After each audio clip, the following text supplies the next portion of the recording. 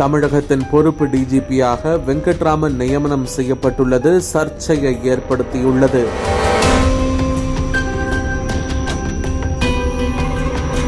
ஸ்டாலின் முதலமைச்சரானதிலிருந்தே அதிகாரிகள் நியமனத்தில் பல்வேறு சர்ச்சைகள் எழுந்து வருவது தொடர் கதையாகியுள்ளது.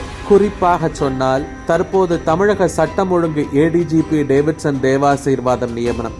இவர் மதுரையின் கமிஷனராக இருந்த நேரத்தில்தான் சட்டவிரோத குடியேறிகளுக்கு பாஸ்போர்ட் வாங்கி தருவதாக உதவி செய்தார் என்ற குற்றச்சாட்டு எழுந்தது. பின்னர் அதுவே வழக்காக மாறி இவரது மனைவி நடத்திய நிறுவனம் வரை அதில் சிக்கியது.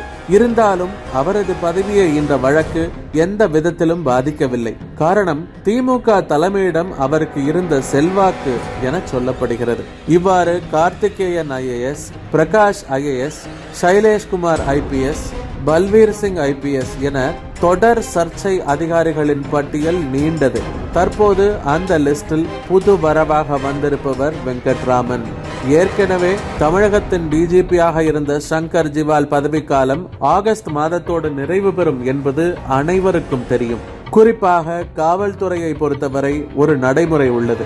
அதன்படி ஒரு டிஜிபி ஓய்வு பெறுகிறார் என்றால் அவரது பதவிக்கு இன்னொரு அதிகாரியை நியமனம் செய்யும் விஷயத்தில் 3 மாதங்களுக்கு முன்பே முடிவெடுக்க வேண்டும்.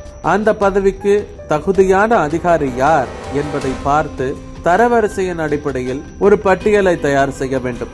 அதை சரிபார்த்த பிறகு UPS ஆணையத்திற்கு அனுப்ப வேண்டும். அவர்கள் மத்திய உளவுத்துறை உள்ளிட்ட பல்வேறு படிநிலைகளில் கருத்து கேட்ட பிறகு டிஜிபியை தேர்வு செய்வார்கள். இதுதான் வழக்கமாக இருந்தது.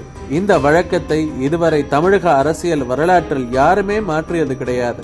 ஆனால் முதல் முறையாக பொறுப்பு டிஜிபி விவகாரத்தில் இந்த வழக்கம் மாறியுள்ளது. அதிலும் சங்கர் ஜிவாலுக்கு அடுத்த நிலையில் பல அதிகாரிகள் அடுத்த டிஜிபிக்கான தகுதியுடன் இருக்கிறார்கள். குறிப்பாக 1990ஆம் ஆண்டு பேட்சை சேர்ந்த சீமா அகர்வால், 1992ஆம் ஆண்டு பேட்சை சேர்ந்த ராஜீவ்குமார், சந்தீப் ராய் ரத்தோர், வன்னிய பெருமாள், மகேஷ்குமார் அகர்வால் உள்ளிட்டவர்கள் சீனியர்களாக இருக்கிறார்கள். ஆனால் இவர்கள் யாருமே நியமனம் செய்யப்படாமல் வெங்கட்ராமன் நியமனம் செய்யப்பட்டதற்கும் அதிகாரிகள் மட்டத்திலான அரசியல் காரணம் என சொல்கிறார்கள். அதிகாரிகளின் அரசியலுக்கு முடிவு கட்ட வேண்டிய அரசியல் தலைமையும் வேடிக்கை பார்த்ததாக விமர்சனம் எழுந்துள்ளது. குறிப்பாக அதிமுக பொதுச் செயலாளர் எடப்பாடி பழனிசாமி தனது தேர்தல் பிரச்சார கூட்டத்தில் 2 முறை இந்த சம்பவம் குறித்து பேசியுள்ளார்.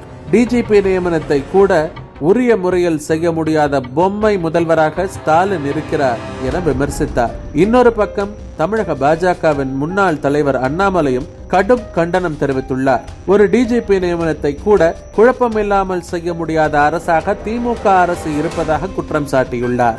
விஜய் தலைமையிலான தமிழக வெற்றி கழகமும் இதற்கு எதிர்ப்பு தெரிவித்துள்ளது. அரசியல் கட்சிகளின் எதிர்ப்பையெல்லாம் கடந்து தமிழக அரசு செய்துள்ள இந்த நியமனம் உச்ச நீதிமன்ற தீர்ப்பிற்கு எதிரானது. இந்திய அரசியல் அமைப்பு சட்டப்பிரிவு ஆர்டிகல் 141 படி உச்ச நீதிமன்றத்தில் வழங்கப்படும் தீர்ப்பு என்பது சட்டத்திற்கு இணையானது. பிரகாஷ் சிங் வழக்கில் உச்ச நீதிமன்றம் டிஜிபி நியமனம் தொடர்பான வலுவான வழிகாட்டுதல்களை கொடுத்திருந்த போதிலும் அதை தமிழக அரசு பின்பற்றாதது சட்டவிரோதம் என கூறுகிறார்கள் சில மூத்த வழக்கறிஞர்கள். அரசியல் அதிகாரிகள் மற்றும் சட்டத்துறையில் புயலை கிளப்பியிருக்கிறது இந்த விவகாரம். ஆனால் இதை சரி செய்ய வேண்டிய முதலமைச்சரோ தற்போது வெளிநாட்டு பயணத்தில் பிஸியாக இருக்கிறார். ஸ்டாலின் அவர்கள் புறாவுக்கு உணவு போடும் வீடியோவும் வெளியாகியுள்ளது. பொறுத்திருந்து பார்ப்போம்.